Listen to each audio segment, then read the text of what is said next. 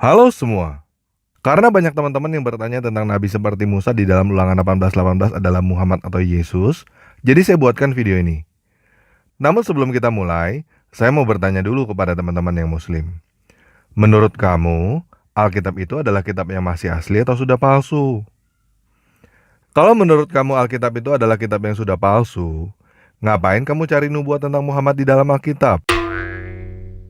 Kalau kamu berkata bahwa Alkitab adalah kitab yang sudah palsu, dan kamu berkata bahwa Muhammad dinubuatkan di dalam Alkitab, artinya kamu sendiri yang berkata bahwa Muhammad adalah nabi yang dinubuatkan oleh kitab palsu. Dengan demikian, kamu sendiri yang berkata bahwa Muhammad adalah nabi palsu.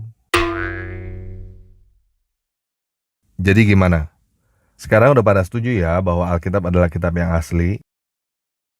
Oke, sekarang kita mulai aja ya.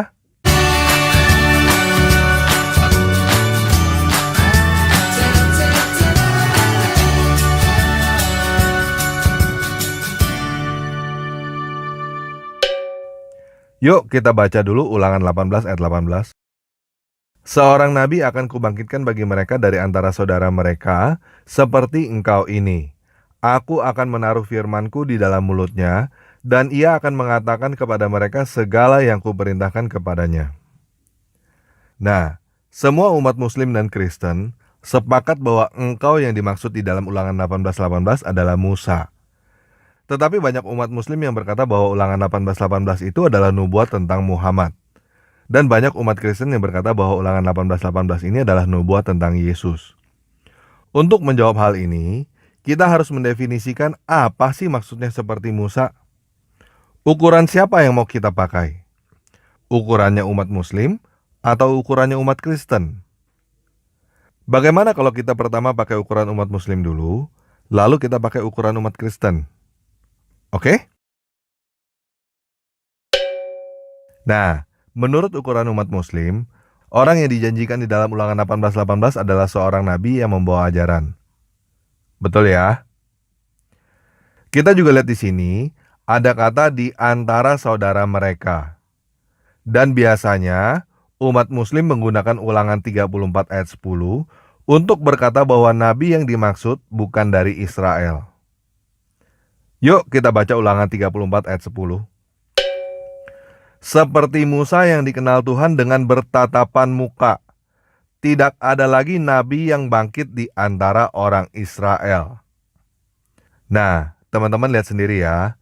Ulangan 34 ayat 10 ini tidak diakhiri dengan titik, tetapi diakhiri dengan koma. Artinya kalimat ini belum selesai. Yuk kita baca yang lengkap. Ulangan 34 ayat 10-12. Seperti Musa yang dikenal Tuhan dengan bertatapan muka, tidak ada lagi nabi yang bangkit di antara orang Israel dalam segala tanda dan mujizat yang dilakukan atas perintah Tuhan di tanah Mesir terhadap Firaun dan terhadap semua pegawainya dan seluruh negerinya. Dan dalam hal segala perbuatan kekuasaan dan segala kedahsyatan yang besar yang dilakukan Musa di depan seluruh orang Israel. Jelas ya? Ayat ini bukan berkata tidak ada lagi nabi dari Israel. Juga bukan mengatakan bahwa tidak ada lagi nabi dari Israel yang melakukan tanda dan mujizat. Tetapi tidak ada lagi nabi dari Israel yang melakukan tanda dan mujizat terhadap Firaun dan Mesir. Dan dalam segala perbuatan kekuasaan dan segala kedahsyatan yang besar yang dilakukan Musa di depan seluruh orang Israel. Paham ya? Masih banyak nabi dari Israel setelah Musa, guys. Salah satunya teman-teman yang Muslim tahu Nabi Yunus kan? Itu orang Israel, guys. Dan Nabi Yunus datang setelah Nabi Musa. Jadi klaim teman-teman bahwa ayat ini berkata tidak ada lagi nabi dari Israel, jelas salah ya. Yuk sekarang kita balik ke Ulangan 18:18. Jadi dari antara saudara-saudaramu itu siapa? Yang jelas bangsa Israel. Karena Musa berbicara kepada bangsa Israel. Dan buktinya banyak nabi dari Israel setelah Musa. Teman-teman Muslim percaya bahwa Yunus adalah nabi kan? Artinya Nabi Yunus juga sudah memenuhi nubuat tentang nabi seperti Musa di dalam Ulangan 18:18. Tapi biar teman-teman yang muslim puas, teman-teman klaim Muhammad adalah orang yang dijanjikan karena Muhammad adalah keturunan Abraham dari Ismail. Iya kan? Yuk kita baca ini. Kejadian 16 ayat 3. Jadi Sarai, istri Abram itu, mengambil Hagar, hambanya, orang Mesir itu. Yakni ketika Abram telah 10 tahun tinggal di tanah Kanaan. Lalu diberikannya kepada Abram suaminya untuk menjadi istrinya. Jadi Hagar adalah orang Mesir. Oke? Yuk kita lanjut baca ini. Kejadian 37 ayat 28. Ketika ada saudagar-saudagar Midian lewat, Yusuf diangkat ke atas dari dalam sumur itu. Kemudian dijual kepada orang Ismail itu dengan harga 20 sikal perak. Lalu Yusuf dibawa mereka ke Mesir. Jadi keturunan Ismail kemana? Ke Mesir, bukan ke Arab. Hagar adalah orang Mesir, dan setelah diusir dari Abraham, Hagar membawa Ismail kembali ke Mesir. Ini adalah Mesir, ini adalah Arab. Jauh guys. Orang Arab bukan keturunan Ismail. Jadi kesalahan pertama klaim teman-teman yang berkata bahwa Muhammad masuk hitungan karena Muhammad adalah keturunan Ismail adalah karena Muhammad berasal dari Arab, bukan dari Mesir. Seharusnya teman-teman berkata bahwa Muhammad berasal dari Mesir, baru bisa bilang Muhammad adalah keturunan Ismail. Kesalahan kedua, Ismail adalah pamannya Israel, bukan saudaranya Israel. Ismail adalah anaknya Abraham. Israel adalah cucunya Abraham. Israel adalah nama lain dari Yakub, dan saudaranya Yakub adalah Esau, bukan Ismail. Jadi seharusnya teman-teman berkata bahwa Muhammad adalah keturunan Esau, bukan keturunan Ismail.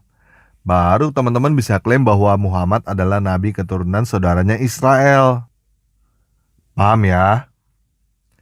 Tapi nggak apa-apa. Biar teman-teman muslim lebih puas lagi, walaupun sebenarnya Muhammad nggak masuk hitungan, kita ikutin dulu maunya teman-teman. Oke? Nah, karena teman-teman yang muslim maksa Muhammad adalah keturunan Abraham dan boleh klaim sebagai nabi seperti Musa di dalam Ulangan 18:18, berarti kita bisa memasukkan nama-nama lain berdasarkan ukuran yang sama.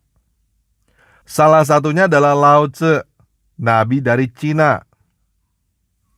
Nah, kalau teman-teman bingung kenapa Lao Tse bisa masuk ke dalam pertandingan nabi seperti Musa, yuk kita baca ini. Kejadian 25 ayat 1-6.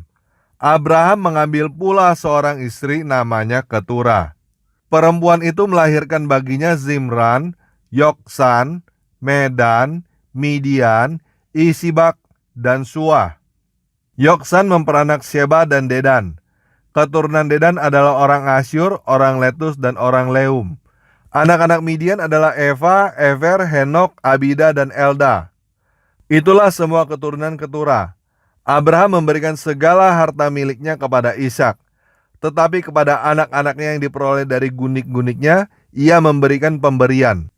Kemudian ia menyuruh mereka, masih pada waktu ia hidup, meninggalkan Ishak anaknya, dan pergi ke sebelah timur, ke tanah timur. Ke tanah timur itu kemana? Ke China, lewatin India. Lao Tse adalah pendiri agama Taoisme dan mempunyai kitab suci yang berjudul Tao Te Ching. Taoisme itu adalah agama monoteis. Tao itu artinya adalah Theos, God. Oke? Jadi sah bahwa Lao Tse bisa masuk persyaratan pertandingan nabi seperti Musa, sesuai dengan ukuran teman-teman yang muslim. Dan teman-teman yang Buddha juga bisa klaim dengan cara yang sama untuk Nabi Siddhartha Gautama dari India. Jadi apakah cuma Muhammad aja yang cocok untuk disebut Nabi seperti Musa dengan ukuran yang teman-teman muslim pakai? Enggak. Banyak orang yang bisa melakukan dengan trik yang sama seperti yang teman-teman Muslim lakukan, jika mereka mau. Sekarang kita mau mendefinisikan apa lagi maksudnya seperti Musa. Kalau teman-teman Muslim berkata bahwa Muhammad adalah nabi seperti Musa karena bukan bangsa Israel, pemimpin agama dan pemimpin politik, lahir normal, punya istri banyak, punya anak, mati normal, menaklukkan Palestina dan lain-lain, saya bisa kasih nama lebih banyak lagi dengan kriteria yang sama. Kaisar Vespasian dari Romawi, Antiochus IV Epiphanes, Raja Kores, Raja Nebukadnezar, dan masih banyak lagi. Bahkan kalau teman-teman yang Muslim mau membuka mata, baca dong sejarah. Semua penakluk tanah Palestina yang dari luar Israel memenuhi semua ukuran teman-teman. Semuanya lahir normal, punya istri banyak, punya anak, mati normal. Dan semuanya juga pemimpin agama. Jadi dengan ukuran yang teman-teman pakai, teman-teman gak bisa berkata bahwa nabi yang seperti Musa adalah Muhammad. Karena Muhammad bukan satu-satunya orang yang memenuhi semua ukuran yang teman-teman pakai. Bahkan kalau teman-teman mau jujur, Muhammad tidak cocok untuk dikatakan sebagai nabi seperti Musa dengan ukuran yang teman-teman pakai sendiri. Dari kelahiran, orang tua Musa masih hidup sampai Musa dewasa. Orang tua Muhammad sudah mati ketika Muhammad masih kecil. Musa punya anak-anak lelaki. Muhammad tidak punya anak lelaki. Musa mati tenang pada usia 120 tahun. Muhammad mati menderita dengan urat terputus pada usia 62 tahun. Jadi apakah Muhammad adalah nabi seperti Musa berdasarkan ukuran yang teman-teman Muslim pakai sendiri? Enggak. Gini guys, saya terus terang aja ya. Muhammad tidak dinubuatkan di dalam Alkitab. Muhammad bahkan gak lewat untuk masuk dalam hitungan nabi di dalam Alkitab. Tuhan yang ada di dalam Alkitab tidak pernah mengutus Muhammad. Tuhan yang ada di dalam Al-Quran bukan Tuhan yang ada di dalam Alkitab. Jadi apakah ada dua Tuhan? Iya betul, ada dua Tuhan. Tuhan yang ada di dalam Alkitab dan Tuhan yang ada di dalam Al-Quran adalah dua Tuhan yang berbeda. Tuhan yang ada di dalam Alkitab namanya Yahweh. Tuhan yang di dalam Al-Quran punya 99 nama dan tidak satu pun dari 99 nama itu adalah Yahweh. Musa adalah orang Israel. Tuhannya Musa bernama Yahweh, bukan Allah. Musa tidak mengenal Tuhan yang bernama Allah. Allah yang ada di dalam Al-Quran hanya dewanya orang Arab. Hanya dewa asing di mata orang Israel. Alkitab tidak bernubuat tentang nabi yang bernama Muhammad. Nubuat tentang nabi yang bernama Ahmad tertulis di dalam Al-Quran. Al-Quran keluar dari mulut siapa? Dari mulut Muhammad. Jadi siapa yang ngomong bahwa ada nubuat tentang Nabi Muhammad? Ya Muhammad sendiri. Kalau mau self-claim seperti itu, saya juga bisa. Oh, Musa dan Muhammad bernubuat tentang channel YouTube tanpa ragi. Buktinya mana? Oh, Alkitab dan Al-Quran yang sekarang sudah dipalsukan oleh umat Yahudi, Kristen, dan Islam. Yang aslinya ada tulisan channel YouTube tanpa ragi. Musa, Isa, dan Muhammad adalah subscribernya channel YouTube tanpa ragi di surga. Menggelikan gak self-claim seperti itu? Kalau menurut teman-teman yang Muslim self-claim seperti itu menggelikan, ya itulah yang kalian lakukan dengan berkata bahwa Muhammad dinubuatkan di dalam Alkitab. Paham ya? Jadi sekali lagi, Muhammad tidak dinubuatkan di dalam Alkitab. Dan self-claim yang teman-teman lakukan sangat menggelikan.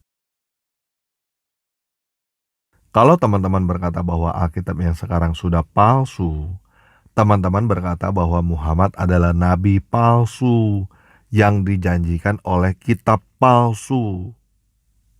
Oke? Clear ya? Muhammad bukan nabi yang dijanjikan di dalam Ulangan 18:18 menurut ukuran teman-teman muslim sendiri.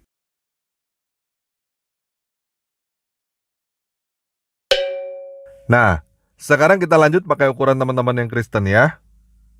Biasanya teman-teman yang Kristen berkata bahwa Yesus adalah nabi seperti Musa berdasarkan perkataan Petrus di Kisah Para Rasul 3 ayat 22. Bukankah telah dikatakan Musa, Tuhan akan membangkitkan bagimu seorang nabi dari antara saudara-saudaramu, sama seperti aku. Dengarkanlah dia dalam segala sesuatu yang akan dikatakannya kepadamu. Nah, teman-teman ada yang lihat gak nama Yesus di situ? Kok saya nggak ngeliat ya? Yuk kita baca full apa sih yang sebenarnya Petrus katakan. Sebelum kita baca, saya berharap teman-teman maklum kalau pada pembacaan ini saya membuang kata Tuhan dan Allah. Saya menggunakan kata penguasa dan dewa. Kalau teman-teman bingung kenapa saya menggunakan kata penguasa dan dewa, silakan nonton video ini dulu ya. Dan kata hamba yang ada di dalam Kisah Para Rasul 3 berasal dari kata Yunani paida. Secara literal, paida artinya adalah bujang, bocah yang belum menikah, bukan hamba.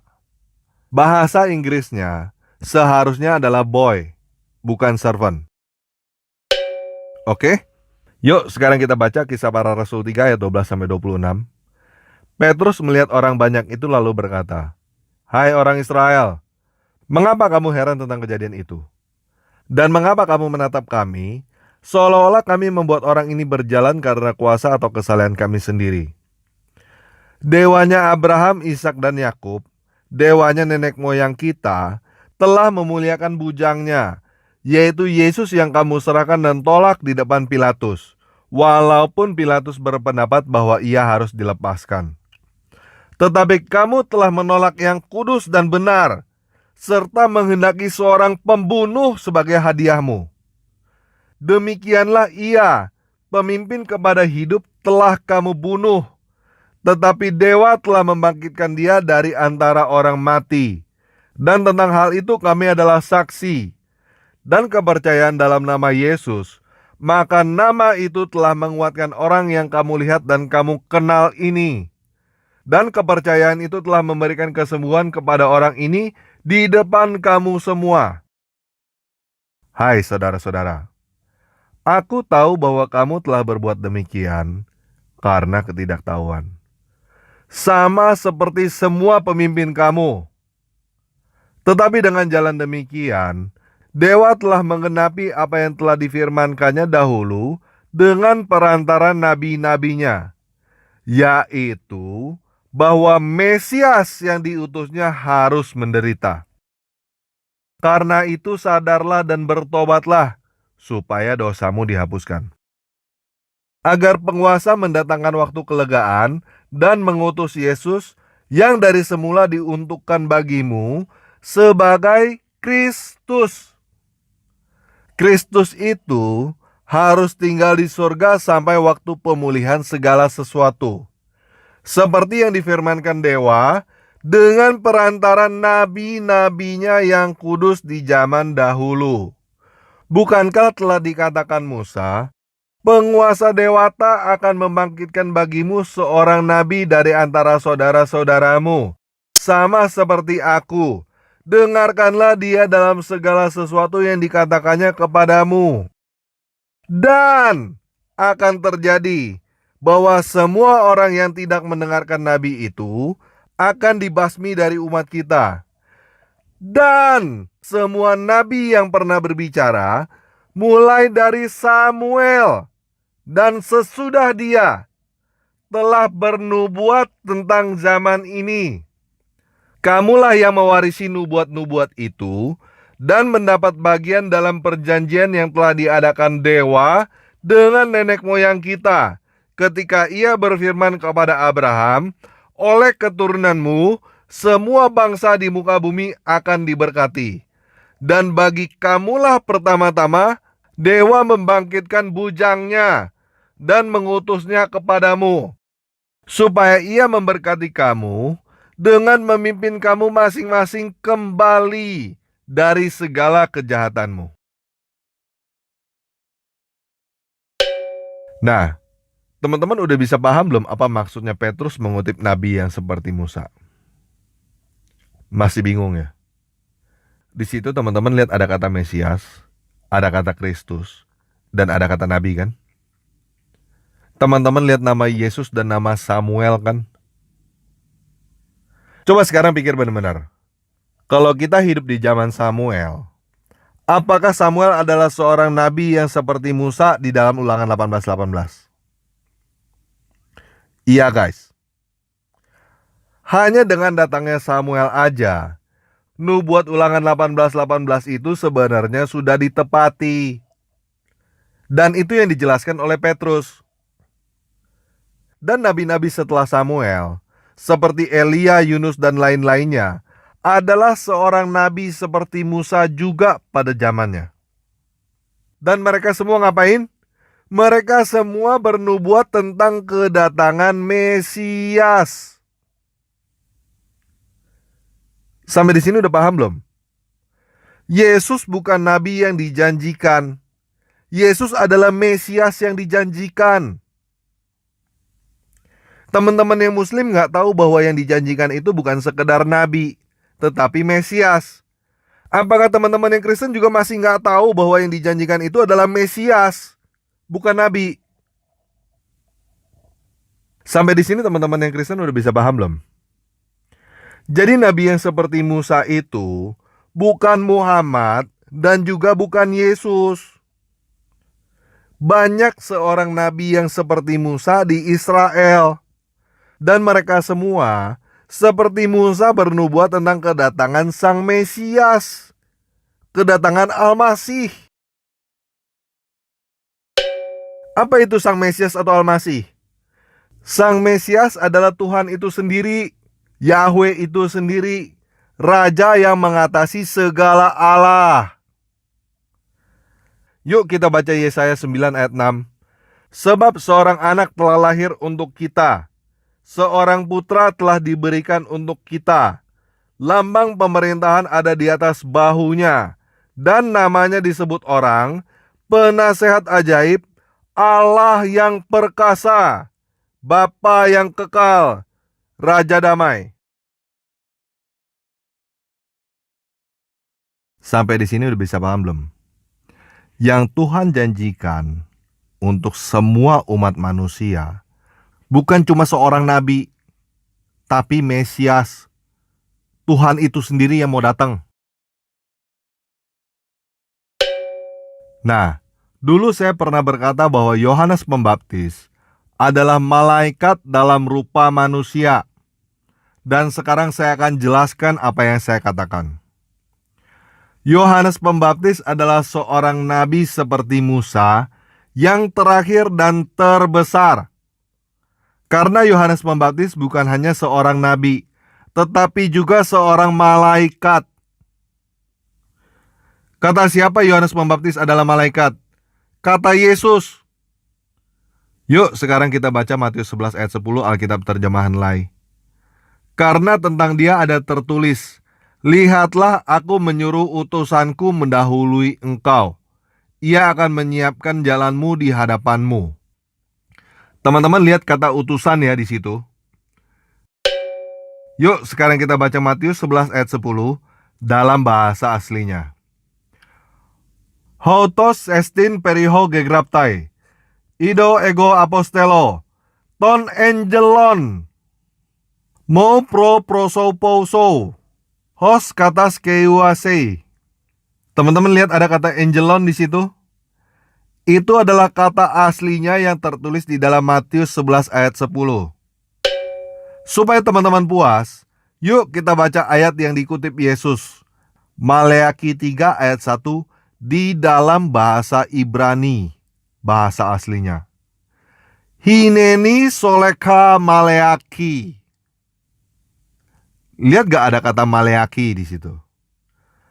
Kata malaikat yang kita pakai adalah kata serapan yang berasal dari kata Ibrani maleaki. Ini adalah kata yang digunakan di dalam bahasa aslinya Ibrani. Maleaki, malaikat. Dan kata yang digunakan di dalam bahasa Yunani adalah angelon, angel. Masih bingung ya? Coba sekarang saya mau nanya kamu. Menurut kamu apa sih artinya kata nabi dan malaikat? Nabi adalah kata serapan yang berasal dari bahasa Ibrani navi. Nabi bernubuat. Bahasa Yunaninya nabi adalah profetes.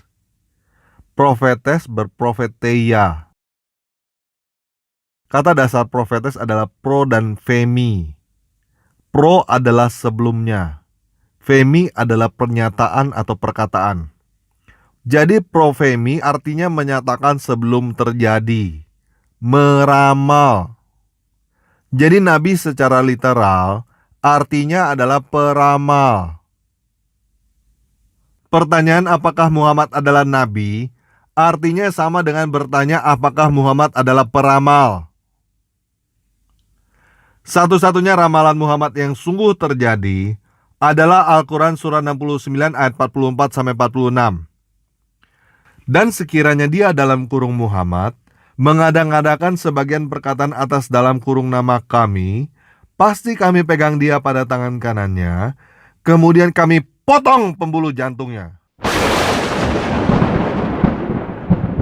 Buktinya hal ini terjadi ada di dalam hadis sahih Al-Bukhari nomor 4428 yang berkata bahwa sebelum Muhammad meninggal, dia merasakan pembuluh jantungnya terpotong. Jadi apakah Muhammad adalah seorang nabi? Ya, Muhammad sih mati dengan pembuluh jantung terpotong sesuai dengan apa yang dia ramalkan kalau dia mengarang Al-Quran ya. Dan yang jelas, Muhammad bukanlah nabinya Yahweh. Bukan nabi Tuhan yang ada di dalam Alkitab. Oke? Nah, malaikat atau angelos itu secara literal artinya bukan utusan, tapi pembawa kabar. Jadi gini, nabi memberitahukan apa yang belum terjadi. Malaikat memberitahukan apa yang sudah terjadi. Jadi kalau kamu baca kata malaikat di dalam Alkitab, jangan berpikir tentang makhluk bersayap seperti yang ada di komik-komik. Karena malaikat di dalam Alkitab bukan makhluk, tapi pekerjaan. Kalau kamu nonton TV, kamu lihat ramalan cuaca untuk besok, yang kamu lihat adalah nabi yang bernubuat tentang cuaca besok. Kalau kamu nonton berita apa yang baru saja terjadi, yang kamu lihat itu adalah malaikat, pembawa berita. Kapan Yohanes menjadi nabi? Ketika dia meramalkan tentang kedatangan Mesias. Kapan Yohanes menjadi malaikat? Ketika dia memberitakan bahwa Yesus adalah Mesias yang sudah datang. Oke, sekian video kali ini. Yesus Kristus penguasa saya, memberkati kita semua.